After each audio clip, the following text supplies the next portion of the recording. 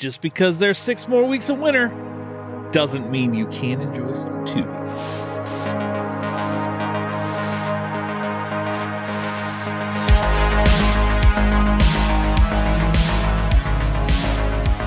Hey Tubi friends, it is Brad and I am back with another Tubi Tuesday recap.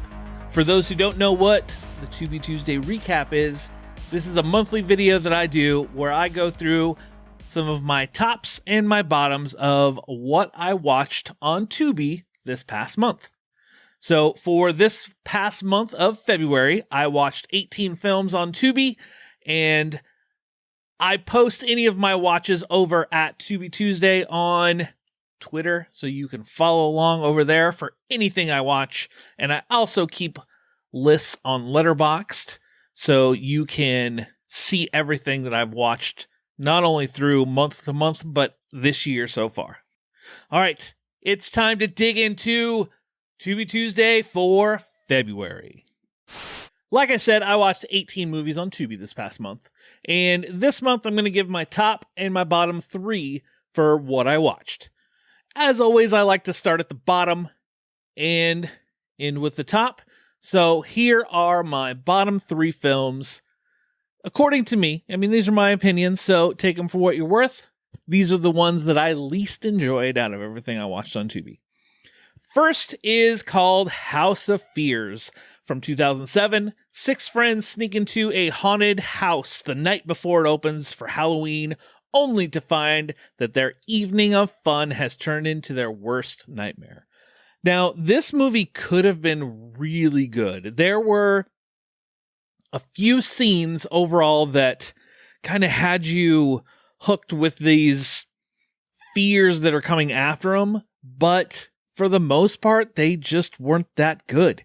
Like, for every one that you had that seemed like, oh, this is going to be pretty good, you know, you had 3 more that you're just like, ah.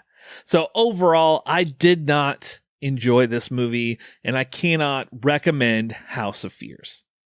So next on the list is one of the films I've been watching for the After Dark Horror Fest. I'm going through all the movies for After Dark Horror Fest that ran from 2006 to 2015. There were 43 total films. I'm going through them and giving little reviews of them as I watch. But this one is called Penny Dreadful, and this so far has been the worst one I've watched. Young Penny goes on a retreat with her psychologist. The intention is to help her overcome her phobia, an intense fear of cars. So this movie, honestly, it could have been good. Like, there were scenes in this movie, just like the one before it, there were just scenes that were really good, but the overall film just fell super flat. It just kind of drug on and was a little boring, and I just honestly couldn't wait for my time to end with this. So I cannot recommend Penny Dreadful unless you want to do like I'm doing and go through and watch all the After Dark Horror Fest films. So last on the bottoms list is from 2017, and it's called Ghost Note. An immortal blues musician terrorizes childhood sweethearts reunited over the Thanksgiving holiday. Now, this, just like the previous 2, had moments where this could have been good. Like the blues singer that comes back after them, like he has a cool look to him, and I felt like they wanted him to become almost a Candyman kind of character, but it just didn't work. They didn't push it to the edge as much as they needed to kind of make this film scary and suspenseful. It just was So can't recommend Ghost Note. All right, let's move it to the top. And here are the top 3 that I watched on Tubi this past month. First up is called Symphony, a Clubhouse horror anthology from 2022. Now, this says it right in the title. This is an anthology film, and this came about from the social media platform Clubhouse, which is an audio social media. So people can create rooms and people can come in and listen to others speak. And this kind of started all on there in the horror community of Clubhouse. And I listened into a lot of the stuff of the beginnings of this. So I was very curious to see this movie from the beginning, and it's finally on Tubi. You can finally watch it on there, and I will say it didn't disappoint. It was overall really good, and like any other anthology film out there, there are some stories that are better than others, but you're going to get that in an anthology film. But it didn't, the ones that were a little weaker, it didn't bring down my overall experience. I really enjoyed this movie. I like anthology films, so this kind of fits in there with a lot of the horror anthologies that I really enjoy. That, you know, it may get a rewatch from me this spooky season come October. We'll see. Next on the list is another one of my watches from the After Dark Horror Fest, and that is Dark Ride from 2006.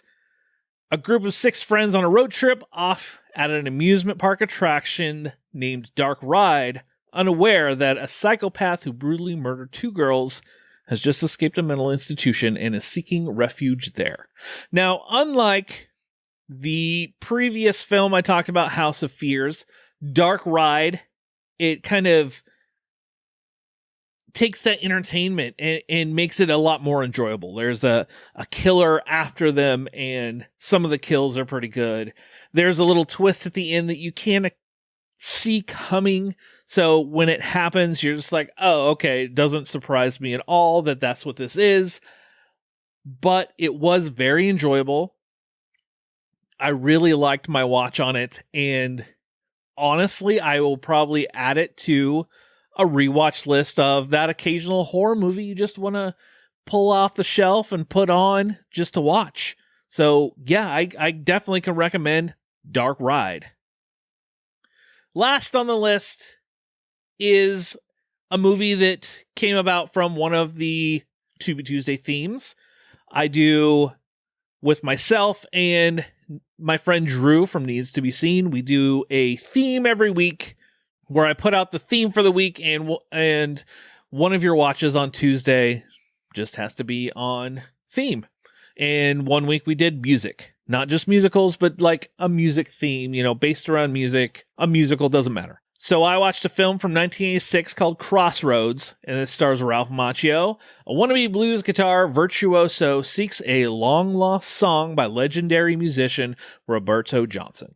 So this is a kind of a road trip kind of movie. Ralph Macchio is a big fan of this blues musician, and he seeks him out to try to find the one song that never got released, that everybody, you know, that is a myth that did it get recorded? Does it exist? We don't know, but he wants to find it so he can play it.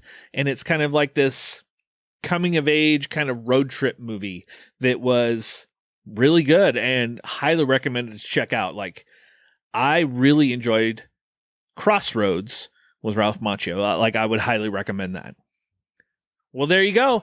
There is my Tubi Tuesday tops and bottoms for February. Just make sure you subscribe so you never miss any of these and get a weekly recommendation of 3 films that you can watch that week.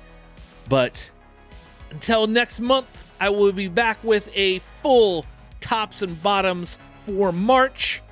Remember, Tuesdays aren't just for tacos. We'll see you later, everybody.